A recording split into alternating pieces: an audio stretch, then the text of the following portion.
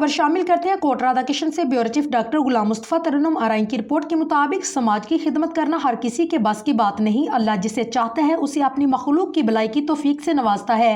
रमज़ानुल मुबारक में मुस्तहिक घरानों में राशन की तकसीम करना एहसन इकदाम है। इन ख्यालात का इजहार अल मुस्तफ़ा वेलफेयर सोसाइटी पे मारा उतार के ज़ेर इंतज़ाम मुस्तहिक लोगों में तकसीम राशन तकरीब से अल मुस्तफ़ा वेलफेयर सोसाइटी कोट राधा किशन के सदर डॉक्टर साबल अली मीरा, मरकजी अंजुमन ताजरान के चेयरमैन महर मोहम्मद आसिफ सदीक, मुस्तफ़ा तहरीक ज़िला कसूर के नायब सदर डॉक्टर गुलाम मुस्तफ़ा तरन्नुम, मरकजी अंजुमन ताजरान के जनरल सेक्रेटरी रज़ा मोहम्मद चौधरी ने खताब करते हुए किया।